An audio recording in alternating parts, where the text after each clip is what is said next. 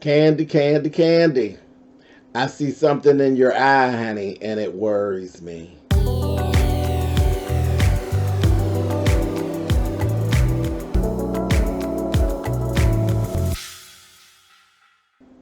Hey guys, thanks so much for clicking on the video. This is my review for Real Housewives of Atlanta. This is season 12, episode 21. I'm looking in Candy's eyes, and I see something that worries me, and it's like I see you, you see me, do he see kind of little thing going on. I don't know. We're going to talk about it. Okay, so listen. First things first. Miss Eva and her family finally says goodbye to their rental property, and they are leaving and moving into their new house. It is really pretty, really nice, spacious for the kids.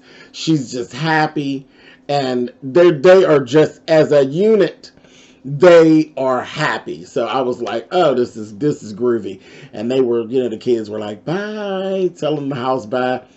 And look at her baby done got so big. I was just saying when I did my Love and Hip Hop review, how the kids grow up so fast. You look around one moment they're in arms, and the next thing you look, these kids are walking and talking. It's like they just, it's TV time. So they really are growing. Her little boy, I said, well, look how big he done got. Just talking, and him and Marley just look just alike. I said, just as cute. Child, but the kids were saying goodbye to the house, and you got the little baby, and child, they out of there, honey, so good for them. Moving on, Miss Candy, she goes over to Kenya's. Well, this is a bad matchup, because Kenya's completely miserable, and Candy's getting to the point where she's getting miserable, so I'm like, if y'all need to be hanging out together. But, it's a lot. Kenya is basically telling Candy, listen, don't end up like me. Do something to spice things up and all of that. And it's like, yeah, Todd needs to chill. He does. Todd needs to chill. I told you all in the last review, I was seeing some things. It seems like he's a little jealous. And it's, Todd, don't ruin your marriage. Don't ruin your marriage. Pull it together. Pull it together. I'm just seeing some things that are just starting to worry me. I know they love each other, but I don't know. Anyway, moving on. Cynthia sit with Mallory. Cynthia. I like Cynthia, but Cynthia's an airhead. She is an airhead. She's sitting there talking about management. Now, listen, Mallory is the manager for the wine cellar, the Bailey wine cellar. Cynthia is a goon when it comes to this wine cellar. I suggest you just sit back and let Mallory do what Mallory does. They were having a conversation about scheduling things and scheduling days off. And Cynthia is sitting around talking about, but what do you mean you want everybody to have 2 days off? I don't get 2 days off. Bitch, it's your business. Most people who own businesses don't get 2 days off. People who own businesses, sometimes you don't get a day off. But the employees, honey, it's called a 5-day work week. You ain't running no hospital or nothing like that. It's a 5-day work week. Normal people work a 5-day work week.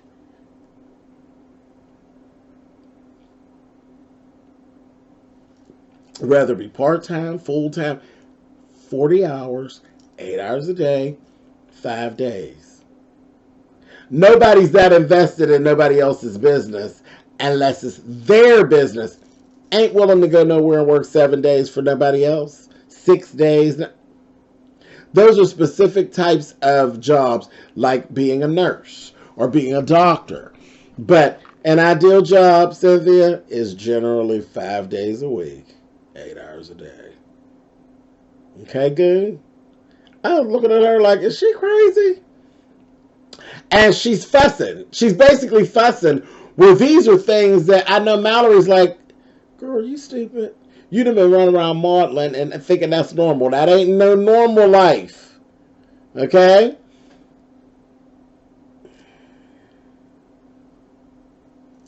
Leave the advertising, the operations, and the hours and the schedule. Just leave it to Mallory. And she said to her, whenever your family, your family is the manager, then they don't let you boss. You don't need to boss Mallory because you don't know what you're doing. You just need to and let Mallory do what she do. Trust me, you're good. Anyway, a mess. I was like, oof, girl. Hope you acting. We know she's not. Anyway, Mallory also got to talk to her about living in 2 cities after the marriage. And it's a no. Again, I think, wasn't Mallory isn't her husband like a ball player or something that he was overseas most of the time or something? Isn't that why we only always see Mallory and we don't see her husband and all of that? Isn't that somewhere in my memory? I swear Mallory's other half is like out of the states or something. He's not. Girl, listen to your sister, and you not. That didn't work with you and Peter, so don't start that mess again. So you're gonna have to figure something out. Figure it out. Moving on. Portia and Dennis. This is a whole just foolishness. Complete foolishness. He's not comfortable moving back in, which is nothing more than him manipulating her. He wants her to move closer to him, is what he wants her to do. Let me tell you something, Portia. You already know what you're dealing with. You know for sure that you better never, ever let go of that house. Don't you ever let go of that house. If you have to rent it out to someone and you move you and the baby closer to be with Dennis, don't you ever get rid of your house at all. Then he's going into this whole thing. He don't want to have an actual wedding. He want to take you on down to the Justice of the Peace and y'all just sign the paper. Bye, Dennis. Dennis, I don't know what's going on with him, but none of that sound right. And sound like a lot of backpedaling, especially from a person that got a hot dick and that done already done wrong and who's supposedly trying to repair things. It seems like he done went and put that thing on you and feel like he got you back in his clutches, and he's trying to pistol whip you with that ding dong and trying to do you. Girl, get your wedding, because you were supposed to have another ring. I'm not so sure that you actually got another ring. Your ring was supposed to be upgraded. That was the first piece of backpedaling pussy popping that I kind of saw. It looked like that was the same ring. And now you try to get rid of my wedding altogether. Then you want to move. Girl, don't fall for it. Don't fall for it. Sound like you being done, honey. Anyway, moving on. Greg and Nene, it's their anniversary. They're getting things back on track. And that's good to see. Y'all know I like, Nene drives me crazy. But I like Greg. Nene drives me nuts. I don't dislike Nene, but, her personality drives me nuts sometimes. But I like to be some Greg, and I love Nene and Greg together. So, I'm glad to see that things are getting back on track. But wait a minute now, Mr. Greg, honey, you nasty. Did you hear Greg told her, let's make a movie, and they're going to say the name of the movie is going to be Backdoor Willie? Backdoor Willie? Greg, what you trying to tell us? Hey, Nene, you in danger, girl. Girl, Greg, you can't try to do Nene dirty. Backdoor Willie? I said, oh. Okay. All right, anyway, I don't want to see it. I don't want to hear nothing about it. I'm just going to move on. I just want to mind my business. Moving on. Cynthia and Kenya. Baby, they over there supposedly packing up Mark's clothes. Can I tell y'all that I got completely sidetracked? Y'all gonna say I'm petty, and y'all gonna say some different things. I don't even care. I'm just gonna go ahead and tell you what happened to me in this scene. I know we were supposed to, like, we know good and well, Kenya's not gonna sit here and pack up Mark's things. The moving company's gonna pack up Mark's things. The movers are gonna pack it up, and she's gonna ship the shit off to wherever it's going. But we were supposed to be getting the whole feel of Bernadette being in the closet, and the whole this psychotic. We were supposed to get that whole waiting to exhale feel from her and Cynthia being in the closet. Nice try. Let me tell you what I got out of the scene. Your husband's a nasty little varmint. Those clothes, some of those clothes were worn. Are you telling me that you got a closet with dirty clothes hanging out? I was sitting there, I was so preoccupied, I'm looking at the sleeves on some of the shirts. Those shirts had been worn. You can see the wrinkles in here, and then the cuff was worn. Those clothes weren't clean. Why do you have dirty clothes hung up in your closet? Filthy little varmint. What is that all about? And then I'm like, then she made this comment. She said, I'll just have the movers just pack this up, and then I'll just put plastic over the door, so I don't have to see it. And, because when I come through, I see his stuff and I smell his cologne. Yeah, bitch, you got dirty clothes in the closet. You're smelling his cologne, not because there's bottles of his cologne in there, but because he got clothes that he done wore that's hung up in the closet. Say what you want. I don't know. Maybe I'm petty. Maybe I was paying too much attention. But I got sidetracked the whole time with the dirty clothes hanging up in the closet. This clothes that had been worn hanging up in the closet. And shirts at that. I said, oh. Anyway, moving on. Cynthia and Eva. Cynthia goes over to the new house, sees the new house. They're all getting comfortable, getting all moved in. And Eva lets us know Kevin McCall is a nutball. He is trying to overturn Marley's name change and seek a custody. Man, if you don't go somewhere, go somewhere. Like, what is the problem? He need to really go somewhere. That's crazy behavior. Here's the big thing, because there wasn't a whole lot going on in this episode. This was the main thing. Candy and Todd. So Candy and Todd, they have their first council session with the counselor. His name is Michelle, and he's actually from London. Right from the beginning, Todd has resistance. Todd is just coming across as miserable as hell. He's uncomfortable.